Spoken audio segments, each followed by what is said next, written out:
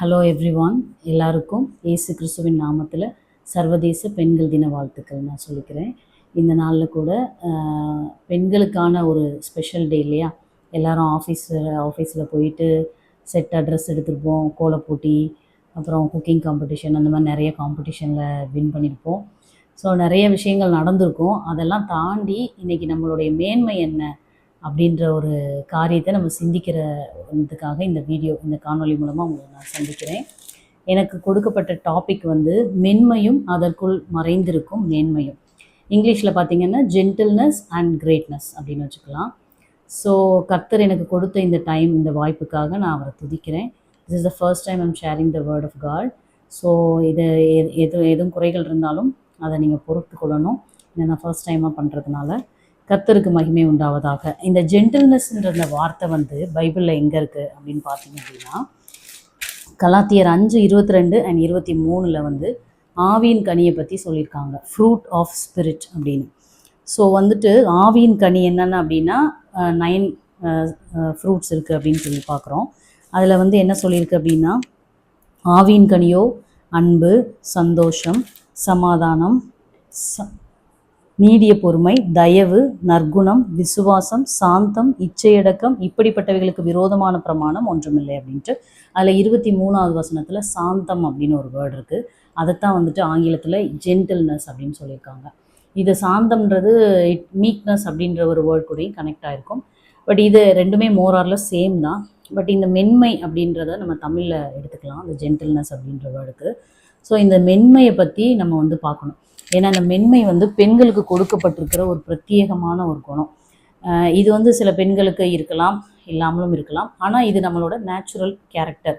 So ஒருவேளை நம்மள்ட்ட அது இல்லை அப்படின்னா நம்ம அதை வளர்த்துக்கணும், அதில் எக்ஸசைஸ் பண்ணணும்னு தேவன் விரும்புகிறாரு. அதனால் நம்ம அந்த காரியத்தை இன்றைக்கி நம்ம பார்ப்போம்.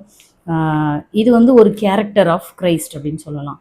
ஏன்னா மத்தேயு 11:29 சொல்லியிருக்கிறாரு, நான் சாந்தமும் மனத்தாழ்மையுமா இருக்கிறேன்னு இயேசு கிறிஸ்துவை தன்னை குறித்து சொன்ன வார்த்தை. அதுக்கப்புறம் பார்த்திங்கன்னா பழைய ஏற்பாட்டில் மோசே அப்படின்றவர் பூமியில் உள்ள சகல மனுஷனிலும் மோசே மிகுந்த சாந்த குணம் உள்ளவனாயிருந்து. He was so meek and humble அப்படின்னு எழுதியிருக்கு. ஸோ இந்த சாந்த குணத்தை பற்றி பார்த்துட்டே வரோம். இதில் லேடிஸ் யாராக இருந்திருக்காங்க சாந்த குணமாக அப்படின்னு பார்த்தா ஒருத்தர் கூட இல்லை. அதனால் நம்ம நெகட்டிவாக யாருமே அப்படி இல்லைன்னு சொல்ல முடியாது. ஏன்னா because God has made you as gentle. இதுவே இன்பில்ட்டாக நம்மளுக்குள்ளே தேவன் வச்சிருக்கிறார். பெண்களாகி நம்மளுக்குள்ளே இந்த மென்மை என்ற குணத்தை வச்சிருக்கிறாரு. ஸோ அந்த குணம் எப்படிப்பட்டது அப்படின்றத நம்ம பார்ப்போம். எதுக்காக அந்த குணம் இருக்கணும் அப்படின்றதையும் பார்ப்போம்.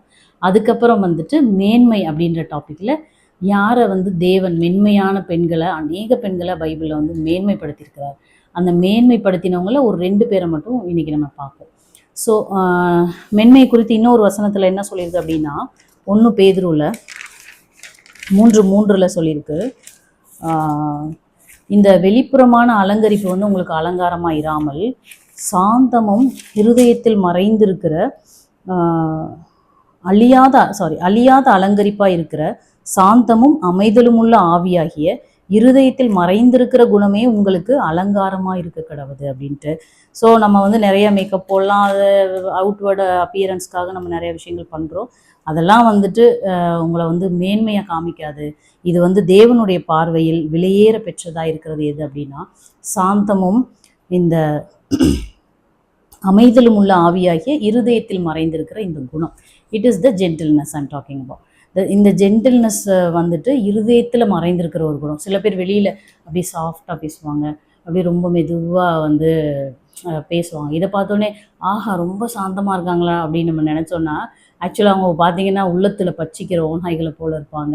அநேக நேரத்தில் அவங்களோடலாம் சண்டை போட முடியாத அளவுக்கு இருப்பாங்க. ஸோ இதில் அதான் வேதத்தில் தெளிவாக சொல்லியிருக்கு. என்ன சொல்லியிருக்காரு அப்படின்னா, இது இருதயத்தில் மறைந்திருக்கிற குணம். இது உங்களுக்கு அலங்காரமாக எப்படி இருக்கும், உள்ளுக்குள்ளே இருக்கிற வெளியே எப்படி தெரியும்னு பார்த்தீங்கன்னா, தேவன் பார்க்குறாரு. அதை தேவன் பார்க்கும் பொழுது இது அவருடைய பார்வையில் so valuable in his sight அப்படின்னு இருக்குது. ஸோ இது ஒரு மேன்மையான ஒரு குணம். இந்த குணத்தை நம்ம பெண்களாகி நாம் இன்பில்ட்டாக இருக்கிறத நம்ம இன்னும் கொஞ்சம் வளர்த்துக்கணும். அப்படி பண்ணும்போது தேவன் நிச்சயமாகவே அவர் பார்வையில் நம்ம விலையேற பெற்றவர்களாக இருப்போம்னு சொல்லி இந்த மென்மைக்கான இந்த காரியங்களை நான் உங்களோட பகிர்ந்து கொள்கிறேன். ஸோ மென்மையான பிரதியுத்தரம் கோபங்களை மாற்றும் அப்படின்லாம் இருக்குது. இந்த ஜென்டில் ஆன்சர் வில் டர்ன் அவே த ராத் அப்படின்லாம் இருக்குது. ஸோ சில பெண்கள் வந்து மென்மையான பதில் சொல்லி நிறைய பிரச்சனைகளை வந்து சால்வ் பண்ணியிருக்காங்க. ஸோ இந்த மாதிரி மென்மையான விஷயங்கள் வந்து தேவன் கொடுத்தது. அதை வந்து யாருக்காகவும் நீங்கள் வந்து மாற்றிக்க கூடாது. It is not a weakness, it is actually a strength. It is the அதாவது இந்த இந்த ஜென்டில்னஸ் வந்து நம்ம எப்படி மற்றவங்களோட நம்ம ஆன்சர் பண்ணுறோம், ஹவு கைண்ட்னஸ் யூ ஆர், எப்படி நீங்கள் வந்து மற்றவர்களோடு கூட ஒரு விஷயத்தை டீல் பண்ணுறீங்க, பேசுகிறீங்க அப்படின்றத பொறுத்து இந்த ஜென்டில்னஸ் வந்து நம்ம வாழ்க்கையில் வெளிப்படுது. இது ஒரு ஆவியின் கனி. இது கண்டிப்பாக நம்மளுடைய விமனுக்கு வந்து தேவையான ஒரு விஷயம் அப்படின்னும், இது இயேசு கிறிஸ்துக்குள்ளே இருந்த கேரக்டர்ன்றதையும் நான் எம்ஃபசைஸ் பண்ணிக்கிறேன். ஸோ கர்த்தர் தாமே இந்த மென்மையை நம்மளுக்கு தருவாராக. இது போக பார்த்திங்கன்னா இந்த மென்மையானவர்கள் தான் பெண்கள் அப்படின்னு பார்க்குறோம். இந்த மென்மையை குறித்து இதே நேரத்தில் வந்து மென்மையாக இருக்காங்கன்னு சொல்லிட்டு அவங்க வந்து ரொம்ப வீக்குன்னு சொல்லி நம்ம சொல்ல முடியாது. பிகாஸ் உலகத்தில் வந்து தேவன் மனுஷனை படைக்கும் பொழுது அவர்களை ஆணும் பெண்ணுமா படைத்திருக்கிறாரு. ஆணை படைக்கும் போது என்ன பண்ணார் அப்படின்னா, மண்ணினாலே அவனை படைத்து அவனுக்கு ஒரு தன்னுடைய சாயலின்படி அவருடைய ஓன் இமேஜில் அவனை கிரியேட் பண்ணுறாரு அப்படின்னும், அவருக்கு வந்து ஜீவ சுவாசத்தை கொடுத்தாரு, அவன் ஜீவ ஆத்மாவானான் அப்படின்னு சொல்லி பார்க்குறோம். அப்போ வந்து அவன் மண்ணினால் படைத்து அவன் எந்திரிச்சு நிற்கும் போது ஆண்டவர் சொல்கிறாரு, இவன் தனியாக இருக்கிறது நல்லதில்லை அப்படின்னு சொல்லிட்டு he felt that it is something he is incomplete அப்படின்னு சொல்லிட்டு அவனை வந்து தூங்க வைக்கிறார். தூங்க வச்சுட்டு அயர்ந்த நித்திரையை கொடுத்துட்டு அவனுடைய விலா எலும்பில் ஒன்று எடுத்து அவனை வந்து அவனுக்கு ஏற்ற ஒரு துணையை உண்டாக்கணும் அப்படின்னு சொல்லிட்டு தேவன் வந்து கிரியேட் பண்ணார்னா பைபிளில் சொல்லியிருக்கு. அப்போ அந்த விலா எலும்பில் படைக்கப்பட்டதுனால நீங்களே டிசைட் பண்ணிக்கலாம் வந்து மண் வந்து ஸ்ட்ராங்கா இல்லை எலும்பு வந்து ஸ்ட்ராங்கா அப்படின்ட்டு. எலும்பில் படைக்கப்பட்டது வந்துட்டு வெரி வெரி ஸ்ட்ராங்கஸ்டாக தானே இருக்கணும் இல்லையா? ஸோ அதே தான் உண்மை. ஏன்னா பெண்கள் வந்து they can tolerate many things than men. So மனிதனை விட மனுஷி வந்து நிறைய விஷயங்களை வந்து டாலரேட் பண்ணுறாங்க, சுமக்குறாங்க, இன்னொன்று நிறைய விஷயங்களை சகிக்கிறாங்க, நிறையா விஷயத்த வந்து அவங்க வந்து ஹேண்டில் பண்ணுறாங்க ஒரு சுச்சுவேஷனில். ஸோ வந்து நம்ம கோத்ரூ பண்ணுற பிரச்சனைகள் வந்து அதிகமாக இருந்தால் கூட நம்ம எல்லாத்தையும் ஈஸியாக தாண்டி செல்லும்படி கர்த்தர் நமக்குள்ளே இன்பில்ட்டாகவே சில காரியங்களை வச்சுருக்கிறாரு. நம்ம அதை வந்து கேட்டு நம்ம வந்து ப்ரேயர் பண்ணி ஆண்டவர்கிட்ட கேட்கணும். கேட்கும் பொழுது கர்த்தர் நம்மளை நிச்சயமாக அநேகருக்கு வந்து ஆசீர்வாதமாக நம்ம மூலமாக நிறைய ஒரு பெரிய ஒரு இம்பேக்டை தேவன் இந்த சொசைட்டிலையும் சரி வருகிற ஜென்ரேஷன்லேயும் கொடுப்பாங்க அப்படின்னு நான் விசுவாசிக்கிறேன் இந்த நேரத்தில் கூட. ஸோ வந்து இந்த ஜென்டில்னஸை பற்றி நம்ம வந்து பார்த்துட்டே வரோம். சரியா? இந்த மென்மையான பெண்கள் வந்து அநேகர் இருக்கலாம். ஆனால் வந்து சில பேர் மட்டும்தான் ஆண்டவர் வந்து மேன்மைப்படுத்தினாருன்னு அநேகரை மேன்மைப்படுத்தியிருக்கிறாரு. பட் வந்து அதில் 2 பெண்கள் வந்து வேதத்திலேயே வந்து இருக்கிற டோட்டலாக 66 புக்ஸ் இருக்குது. பழைய ஏற்பாட்டில் 39, புதிய ஏற்பாட்டில் 27 புக்ஸு. அதில் வந்து 2 புக்ஸுக்கு வந்து பேரே வந்து ஒரு 2 பெண்களுடைய பேர் கொடுத்துருக்குறாரு. ஒன்று ரூத்தின் சரித்திரம், இன்னொன்று வந்து எஸ்தர் புக் அப்படின்ட்டு. ஸோ இந்த 2 பேரை குறித்தும் நான் உங்கள்கிட்ட ஷார்ட்டாக ஷேர் பண்ணணும்னு விரும்புகிறேன். ஸோ இந்த 2 பேரை பார்த்தீங்க அப்படின்னா தேவன் வந்து பெரிய பெரிய ஆட்கள், பெரிய பெரிய பேக்ரவுண்டில் இருக்கவங்களெல்லாம் வந்து சூஸ் பண்ணலை. நார்மலாக வந்து நம்ம சொசைட்டியில் பெண் அடிமைகள் அந்த மாதிரிலாம் இருந்துச்சு. ஆனால் தேவன் வந்து வேதத்தில் பார்த்தீங்கன்னா யாரையுமே அப்படி பண்ணலை. எந்த லேடிஸையுமே வந்துட்டு அவங்கள வந்து ஆண்டவர் வந்து மட்டம் தட்டியோ வைக்கலை. ஃப்ரம் த பிகினிங்லேருந்தே வந்து he has given very good status and special status to the women அப்படின்னு தான் சொல்லணும். படைப்புலேருந்தே பார்த்தீங்கன்னா அவங்கள வந்து ரொம்ப ஸ்கில்ஃபுல்லாக உருவாக்கியிருக்கிறாரு. பெண்கள் வந்து இன்னும் பழைய ஏற்பாட்டில் டெபோராலாம் அப்படிப்பட்டவங்களாம் இருந்திருக்காங்க. சில பேர் வந்து தீர்க்கதரிசியாக இருந்திருக்காங்க, சில பேர் மிலிட்ரி கமாண்ட் லீட் பண்ணியிருக்காங்க, சில பேர் வந்து ராணி இருந்திருக்கிறாங்க. இன்னும் அநேகர் வந்து நிறைய விஷயங்களை வந்து தேவனுடைய காரியத்தை பிரசித்தப்படுத்துகிறவங்களாக இருந்திருக்காங்க, தீர்க்கதரிசிகள் இருந்திருக்காங்க, ஸோ ஜட்ஜஸ் இருந்திருக்காங்க. இந்த மாதிரி பெண்கள் வந்து அதிகமாக வேதத்தில் இருந்திருக்காங்க. பட் இந்த சொசைட்டி வந்து என்ன பண்ணுச்சு அப்படின்னா அவங்கள கொஞ்சம் லோவர் ஸ்டேட்டஸ் தான் வச்சுருந்துச்சு. இன் ஜூயிஸ் அந்த டைம்லேயும் பார்த்தீங்கன்னா இயேசு கிறிஸ்து வாழ்ந்த நாட்கள்லேயும் வந்து பெண்கள் வந்து ஒரு சோஷியல் ஸ்டேட்டஸ் இல்லை அவங்களுக்கு. குடும்பத்துலேயும் அவங்கள வந்து பெருசாக வந்து அவங்களுக்கு வந்து டெசிஷன் மேக்கிங்லேயோ இல்லையோ எதுவுமே பண்ண மாட்டாங்க. அவங்கள வந்துட்டு எதுவுமே ஷேரே பண்ண மாட்டாங்கன்னு வச்சுக்கோங்க. அப்படி தான் இருந்திருக்காங்க. நிறைய விஷயங்கள் வந்துட்டு லீகல் ரைட்ஸ் கிடையாது. அந்த மாதிரி ஒரு இதில் கல்ச்சரில் தான் இருந்திருக்கு. பட் இயேசு கிறிஸ்து அப்படி பண்ணவே இல்லை. அவர் வந்தப்போ வந்து பார்த்திங்கன்னா பெண்களோட நேரடியாக ஸ்ட்ரைட்டாக பேசுவார். பாவிகளாக இருந்தாலும் அவங்கள வந்து அலோவ் பண்ணுவார். நிறைய ஒரு பாவியான ஸ்திரீயெல்லாம் பார்த்திங்கன்னா அவங்களுக்கு வந்து இயேசு கிறிஸ்துடைய பாதத்தை அவங்க தொட்டு அவங்க அழுது அவங்களுடைய வாழ்க்கையை மாற்றுவாங்க. அதுக்கு அவர் வந்து இடம் கொடுத்துருந்தார். ஸோ நிறைய இன்னொரு இடத்துல சமாரியா ஸ்திரீகிட்ட போய் ஸ்ட்ரெயிட்டாகவே அவர் பேசுகிறாரு. ஸோ இதெல்லாம் பார்க்கும்போது மக்களுக்கு வந்து ஒரு மாதிரி அனீஸியாக இருந்திருக்கு, என்ன அவர் இப்படி பண்ணுறாரு அப்படின்னு. பட் ஆண்டவருக்கு தெரியும் இவங்க வந்து ஒரு வேல்யூபிளான ஒரு ஒரு வெசல் அப்படின்றது தேவனுக்கு தெரியும். அதனால தான் அவர் வந்து மேன் வந்து அவங்க வந்து கம்மின்னு கிடையாது, both are equal. But God has chosen something special. சில லேடிஸை வந்து ஆண்டவர் வந்து ஸ்பெஷலாகவே அவங்க வந்து ஆண்டவர் வந்து பயன்படுத்தியிருக்கிறாரு. ஏன்னா அவங்க ரொம்ப வந்து மட்டுப்பட்ட நிலமையில இருக்கிறாங்கன்னு தெரிஞ்சே அவர் போய் அவர்களோடு கூட சம்பாஷித்தார், அவர்களை உயர்த்தினார். இன்னும் பார்த்தீங்கன்னா அவர் உயிர்த்தெழுந்த செய்தியை சொன்னதுக்கே ஃபஸ்ட்டு அவங்க வந்து லேடிஸ்ட்டாக தான் சொல்கிறாங்க. ஏன்னா அவங்க வந்து சீக்கிரமாக ஸ்ப்ரெட் பண்ணக்கூடிய ஆட்கள் இல்லையா, அதனால வந்துட்டு அவங்கள்ட்ட போய் அவர் வந்து இந்த விஷயங்களை எல்லாம் சொல்வார். ஸோ வந்து தேவன் இந்த மென்மையான குணத்தை நம்மளுக்கு தருவாராக. மென்மையாய் படைக்கப்பட்டதுக்கு படியினால நான் கர்த்தருக்கு நன்றி சொல்லுகிறேன். இன்னும் நம்மளோட இருதயத்தில் அந்த கேரக்டர் வந்து க்ரோ ஆகணும். ஸோ இப்போ இந்த மென்மையான 2 பெண்கள் அவர்களுடைய மேன்மையை குறித்து நம்ம பார்க்கலாம். நம்பர் 1 வந்துட்டு ரூத் அப்படின்ற ஒரு அம்மா இருந்திருக்காங்க. ரூத் யார் அப்படின்னா மோவாப்னு ஒரு தேசத்தில் இருந்த ஒரு மோவாபிய ஸ்திரீ. இவங்க வந்து இஸ்ரேலைட் கிடையாது, கர்த்தருடைய ஜனங்கள், வாக்குத்தத்தத்தின் ஜனங்கள் கிடையாது. இப்போது இந்த யூதா தேசத்தில் இருந்த நகோமி அப்படின்னு ஒரு அம்மா இருக்கிறாங்க. அவங்க வந்து இந்த தேசத்தில் கொஞ்சம் ஃபெமைன் வந்துருச்சு, பஞ்சமாக இருக்குது அப்படின்னு சொல்லிட்டு உடனே இதை விட்டுட்டு நம்ம வந்து மோவாப்னு பக்கத்து கண்ட்ரிக்கு போவோம், அங்கே வந்து நிறைய நம்மளுக்கு சாப்பாடு எல்லாம் நல்லா கிடைக்கும் அப்படின்னு சொல்லி நினச்சி அவங்களும் அவங்களுடைய கணவரும் அவங்களோட 2 மகன்களும் கிளம்பி போகிறாங்க. போன இடத்துல பார்த்தீங்கன்னா மோவாபில் இவங்க எதிர்பார்த்த மாதிரிலாம் எதுவும் கிடைக்கல. கொஞ்ச நாள் நல்லா இருந்திருப்பாங்க. 2 மகன்களுக்கும் திருமணம் செய்கிறாங்க. அதில் ஒருத்தி பேர் ஒருபால், ஒருத்தி பேர் ரூத். 2 பேரும் 10 ஆண்டுகள் கல்யாணம் முடிச்சு அங்கே இருக்கிறாங்க.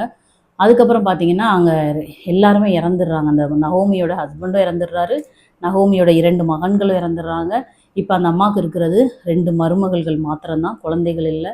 இந்த சுச்சுவேஷனில் வந்து அவங்க ரொம்ப உடைக்கப்பட்டவர்களாக ரொம்ப வேதனையோடு கூட என்ன செய்கிறாங்கன்னா யூதா தேசத்தில் திருப்பியும் கர்த்தர் வந்து மக்களுக்கு அந்த பஞ்சத்தெல்லாம் சரி பண்ணி அவர்களுக்கு ஆகாரம் கொடுத்துருக்குறாருன்னு கேள்விப்பட்டு அவங்க திருப்பி வராங்க. வர்ற வழியில் சொல்கிறாங்க, இல்லை நம்ம நீங்கள் 2 பேரும் பெண்களாக இருக்கீங்க, உங்களுடைய வாழ்க்கையை திருப்பி பாருங்கள், நீங்கள் போய் ரீமேரேஜ் பண்ணுங்கள், பண்ணிவிட்டு நீங்கள் சந்தோஷமாக இருங்கம்மா, நீங்கள் என் கூட வராதிங்க, நான் வந்து உங்களுக்கு என்ன செய்ய முடியும் இனிமேட்டு அப்படின்னு சொல்லி ஃபீல் பண்ணுறாங்க. அப்போ வந்து 2 மருமகள்களும் பார்த்தீங்கன்னா ரொம்ப ஃபீல் பண்ணி அழுகுறாங்க, அந்த அம்மாவை பிடிச்சி அழுகுறாங்க. அழுதுட்டு திருப்பியும் ஒருத்தி ஓர்பால் என்ன செய்கிறான்னா, சரிங்கம்மா அம்மா நாங்கள் போயிடுறோம், நீங்கள் பார்த்துக்கோங்கன்னு சொல்லிட்டு ஷீ லெஃப்டர். அதுக்கப்புறம் அவங்க போயிட்டாங்க. பட் இந்த ரூத்துக்கு வந்துட்டு ஒரு மனசு இல்லை. இந்த ரூத்துன்ற அந்த பெண்ணுக்கு வந்துட்டு அவங்களோட ஹார்ட்டை பாருங்களேன், she made the right choice. அவங்களுக்கு வந்துட்டு ஒரு நம்பிக்கை இல்லை, இந்த அம்மா கூட போனால் நம்மளுக்கு என்ன கிடைக்கும் அப்படின்னு யோசிச்சா ஒன்றுமே கிடைக்குமான்னு சொல்ல முடியாது. But anyway however she decided to go with her. அவள் வந்து என்ன பண்ணிட்டா அப்படின்னா இந்த அம்மாவை தெரிந்து கொண்டாள். இந்த அம்மாவை தெரிந்து கொண்டதுனால மட்டும் அதை மட்டும் அவள் தெரிந்து கொள்ளலை, அவர்களுடைய தேவனை அவள் நம்பினாள். இதனால என்னாச்சு அப்படின்னு பார்த்தீங்கன்னா இந்த நகோமிகிட்ட சொல்கிறாங்க, நீங்கள் போகிற இடத்துக்கு நானும் வரேன், நீங்கள் போகிற இடம் தான் என்னுடைய இடம், நீங்கள் வணங்குற தேவன் தான் என்னுடைய தேவன், நீங்கள் செத்தாலும் உங்கள் பக்கத்தில் தான் நான் அடக்கம் பண்ணப்படணும் அப்படின்னு சொல்லி she made the right choice அப்படின்னு சொல்லலாம். அவள் வந்து ஒரு நம்பிக்கையே இல்லை, இருந்தாலும் கூட அந்த அம்மா அவங்களோட போவோம், அவங்களுடைய தேவனை வந்து ஒருவேளை அவள் கேள்விப்பட்டிருக்கலாம், இஸ்ரவேலின் தேவனை பற்றி கேள்விப்பட்டிருக்கலாம். அவள் ஒரு நம்பிக்கையோடு போகிறா பாருங்க. உடனே அந்த நகோமிக்கு வந்து மிகவும் கஷ்டமாகவும் இருக்கிறது, ஆனாலும் ஒரு ஆறுதலை போல் அவள் வந்து கூட போகிறான். அப்போ போகும்போது ஊரில் திருப்பி வந்தோடனே எல்லாரும் இந்த அம்மா இங்கே இருந்தவங்க தானே போனாங்கல்ல அப்படின்னு சொல்லி பேசுகிறாங்க. அப்போ அவங்க சொல்கிறாங்க, ஆமாம் நான் நிறைவாக தான் போனேன், இருக்கும்போதே கொஞ்சம் ரொம்ப கஷ்டமாயிடக்கூடாதுன்னு போனேன், ஆனால் இப்போ தேவன் என்னைய வந்து குறைவுள்ளவளாக வர பண்ணிட்டாருன்னு சொல்லிட்டு அவங்க ஃபீல் பண்ணுறாங்க. ஆனாலும் அந்த ரூத் வந்து அவங்களோட இருந்து போயிட்டு வரும்போது அவங்களுக்கு சொந்த வீடு இருந்திருக்குமா என்ன, வீடு இருந்திருக்காது, ஒரு சாப்பாடுக்கு வழி இருந்திருக்கிறாது. அதுக்கப்புறம் என்னாச்சு அப்படின்னா அந்த ரூத் வந்து என்ன செய்கிறான்னா கதிர் பொறுக்கும்படி ஒரு இடத்துக்கு போகிறான். ஏன்னா அந்த நாட்களில் அது வந்து ஒரு ட்ரெடிஷனாக இருந்துச்சு, கஷ்டப்படுறவங்களுக்கு வந்து கதிர்களை கொஞ்சம் சிந்த விடு அப்படின்னே ஆண்டவர் தேவன் சொல்லியிருக்கிறாரு அந்த காலத்தில். ஸோ அவர்கள் வந்து பொறுக்கும் போது எல்லாத்தையும் மொத்தமாக எடுத்துகிட்டு போயிடாதீங்க, கொஞ்சம் கொஞ்சம் போட்டு போங்க, இல்லாதவங்க அதை எடுத்து சாப்பிட்டு பிழைத்து கொள்ளட்டும் அப்படின்னு சொல்லியிருப்பார். ஸோ அந்த ரூத் வந்துட்டு கதிர் பொறுக்கும்படி ஒரு வயலுக்கு செல்லுகிறாள். ஒன்றுமே இல்லாத ஒரு சூழ்நிலை, அந்நிய தேசம், நம்பி வந்தது ஒரே ஒரு வயசான அம்மாவை, வாழ்க்கை இல்லை, எதிர்காலம் இல்லை, குழந்தை இல்லை, பணம் இல்லை, எல்லா ஒரு பிரச்சனைகளோடு அவள் வந்து எத்தனையோ மனசில் ஒரு பாரத்தோடு அவள் வந்து போகிறாள் அந்த வயலுக்கு. இங்கே போகிறோம், என்ன கிடைக்குதுன்னு பார்ப்போம் அப்படின்னு சொல்லிட்டு, அது ஒரு வார்கோதுமை அறுப்பு காலமாக இருக்குது. ஸோ அங்கே போயிட்டு அவள் அறுத்து கொண்டு எடுத்துகிட்டு வரும்பொழுது அவளுக்கு பார்த்தீங்களா தேவன் வந்து அவளை பார்த்துருக்குறாரு. இப்போ நம்ம நினைக்கலாம் நம்ம கோத்ரூ பண்ணுற சுச்சுவேஷனில் நம்ம யாருமே இல்லை, தனியாக போயிட்டுருக்கோம் அப்படின்ட்டு. பட் வந்து தேவன் வந்து உங்களை பார்த்துட்டே இருக்கிறாரு அப்படின்றத மட்டும் ஒரு ஹோப்ஃபுல்லான வேர்டை நான் இன்றைக்கி சொல்கிறேன். நீங்கள் அதை வந்து மறக்கக்கூடாது. Because God will never leave everyone alone, he will never abandon you. Okay, அவர் வந்து நம்மளை அனாதைகளை போல விடுகிற தேவன். ஸோ அந்த ரூத்தை வந்து தேவன் வந்து மறக்கவே இல்லை. அவள் போய் பொறுக்கி கதிர் பொறுக்கின அந்த இடம் வந்து தற்செயலாய் அது போவாஸ் என்பவருடைய நிலமாக இருந்துச்சு. அந்த போவாஸ் யார் அப்படின்னா ரொம்ப நெருக்கின அந்த நகோமியுடைய நெருங்கின சொந்தக்காரர். அது மாத்திரம் இல்லை, அந்த தேசத்துலேயே அந்த ஊர்லேயே ஒரு பெரிய பணக்காரரும் கூட.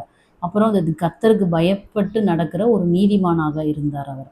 ஸோ அந்த ஒரு நல்ல மனுஷனுடைய ஒரு வயல் அந்த அம்மாவுக்கு கிடைச்சிச்சு. அப்போ வந்து அவர் வந்து பார்த்துட்டு கேள்விப்பட்டுட்டு இந்த பொண்ணு யார் புதுசாக இருக்குன்னொடனே அவளை பற்றி அவங்க சொல்கிறாங்க. அப்போ அவர் சொல்கிறாரு, நீ வந்து அடுத்த நாள் அவங்க போகும்பொழுது யாரும் இவளை தொந்தரவு பண்ணக்கூடாது, கேட்குறத கொடுங்க அப்படின்னு சொல்லிட்டு இது பண்ணியிருக்காங்க. ஸோ இதை பிற்காலத்தில் வந்துட்டு அவங்களே வந்து மேரேஜ் பண்ணுற அளவுக்கு வந்து நகோமி வந்து சொல்கிறாங்க. சொல்லி அவர் வந்து நம்மளுடைய இனத்தான் தான், ஸோ நமக்கு இது பண்ணலாம் அப்படின்னு சொல்லிட்டு அவங்கள வந்து இந்த போவாஸ் வந்து கொஞ்ச நாளில் வந்து அவங்கள வந்து லீகலாக மேரேஜ் பண்ணுறாங்க. இந்த மாதிரி ஒரு ஸ்டேட்டஸை வந்து இந்த நம்பிக்கையே இல்லாத ஒரு ஒரு ஒரு பெண்ணுக்கு ஒரு மறுமணத்தை வந்து தேவன், ஒரு ரீபில்டிங் ஆஃப் ஹர் லைஃப் அப்படின்னு சொல்லலாம், அதை வந்து தேவன் கொடுத்துருக்காங்க. இது மட்டும் இல்லை, அவரை வந்து சொல்கிறாரு, உன்னுடைய வந்து குணங்களை பார்த்தேம்மா, உன்னுடைய முந்தின நற்குணத்தை பார்க்கலும் உன்னுடைய பிந்தின நற்குணம் வந்து ரொம்ப மிகவும் ஆச்சரியமுள்ளதாக இருக்குது. அதுவும் இல்லாமல் நீ எங்கே வந்திருக்க தெரியுமா, நீ என்னை நம்பி இங்கே வரல, நீ வந்து கர்த்தருடைய செட்டைகளின் கீழே அடைக்கலமாய் வந்திருக்கிற அப்படின்னு சொல்லிட்டு ரூத் 2:12 என்ன சொல்லியிருக்கு அப்படின்னா, நீ வந்து உன் செய்கைக்கு தக்க பலனை கர்த்தர் உனக்கு கட்டளையிடுவாராக, இஸ்ரவேலின் தேவனாகிய கர்த்தருடைய செட்டைகளின் கீழ் அடைக்கலமாய் வந்த உனக்கு அவராலே நிறைவான பலன் கிடைப்பதாக அப்படின்னு சொல்லிட்டு. இன்னைக்கு நீங்களும் நான் இதை சொல்லி நான் உங்களை வந்து ஒரு ஹோப் கொடுக்க விரும்புகிறேன். ஏன்னா because God has given this word to you all, to us all. கர்த்தர் தானே இந்த வார்த்தையை கொடுத்துருக்குறாரு ப்ரேயர் பண்ணும் பொழுது. ஸோ வந்து தேவனுடைய செட்டைக்கு கீழே வந்துட்டிங்களா, ஒரு சில நேரங்களில் உங்களுக்கு வந்து தனிமைகள், வெறுமைகள், வேதனைகள், ஒரு மாதிரி லோன்லினஸ், ஹியூமிலிட்டி எல்லாமே இருக்கும். பட் தேவன் வந்து உங்களை கைவிடலை, உங்களை ஒரு நாளும் அவர் மறக்கலைன்றதை மட்டும் நம்பிக்கையோடு வச்சுருங்க. கர்த்தர் உங்களை மறுபடியும் கட்டுவார். கர்த்தர் உங்களுக்கு மறுபடியும் ஒரு மேன்மையை கொடுப்பார். இந்த போவாஸுக்கும் ரூத்துக்கும் பிறந்த ஒரு குழந்தை பேர் வந்துட்டு ஓபேத். அந்த ஓபேத்துடைய மகன் ஈசாயின் மகன் தாவீது அப்படின்னு சொல்லியிருக்கு. தாவீதுன்றது ஒரு பெரிய கிங், அவருடைய வழியில தான் இயேசு கிறிஸ்து தோன்றுறாரு. இப்போ வந்து இந்த யூதர் இல்லாத இந்த பெண்ணை கொண்டு வந்து ஆண்டவர் வந்து தன்னுடைய சரித்திரத்தில் அவர் பிறக்கக்கூடிய அந்த ஜீனியாலஜியில் இந்த அம்மாவை வந்து ஜாயின் பண்ணி வச்சுருக்கிறது ஒரு பெரிய மேன்மையாக தான் நான் சொல்கிறேன்.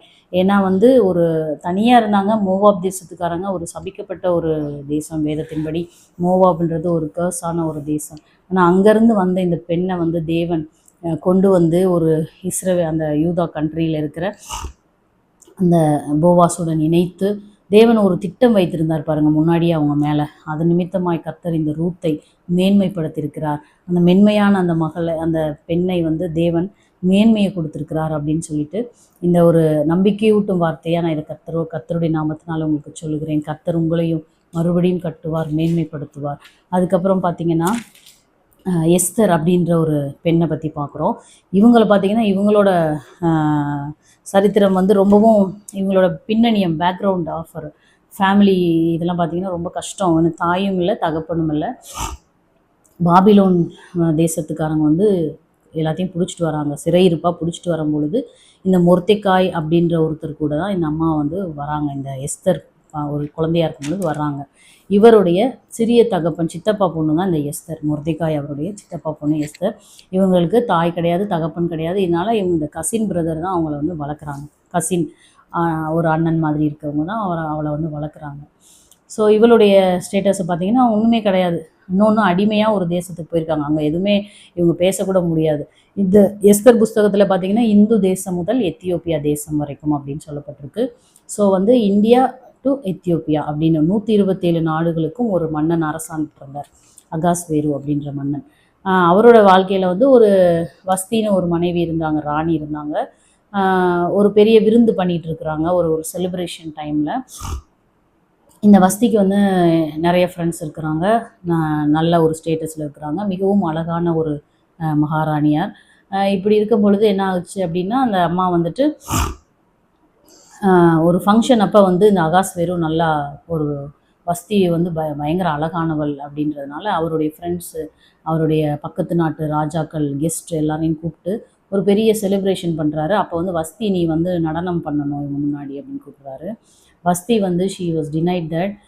அவளுக்கு வந்து அதில் விருப்பம் இல்லை என்பதால் அவளும் வந்து தனியாக ஒரு ஆட்கள் வச்சு அவள் தனியாக விருந்து வச்சுட்டு இருப்பாங்க அந்த ராணியை. இப்படி இருக்கும்போது அந்த வஸ்திக்கு இந்த விஷயத்தில் உடன்பாடு இல்லை என்பதால் அதை மறுத்து விட்டார்.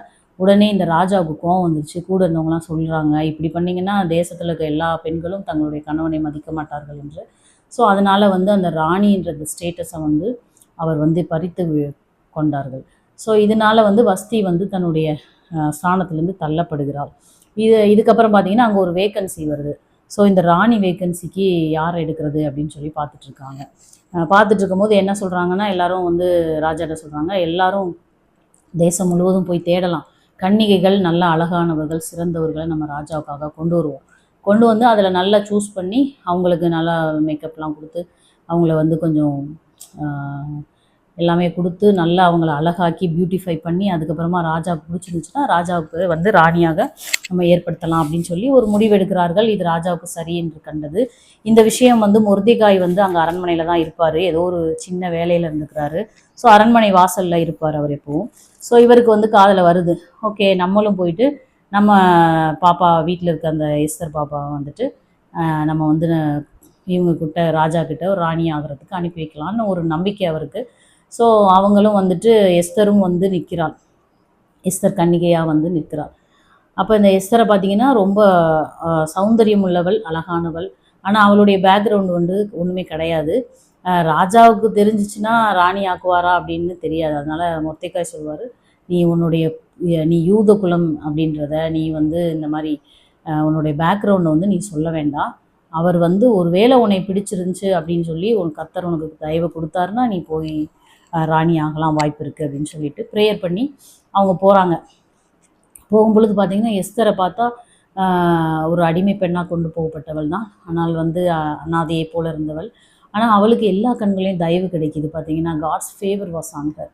அவளுக்கு கிடைச்ச மேன்மை பார்த்திங்கன்னா அது ராஜ மேன்மை, ஏன்னா சாதாரண மேன்மை கிடையாது.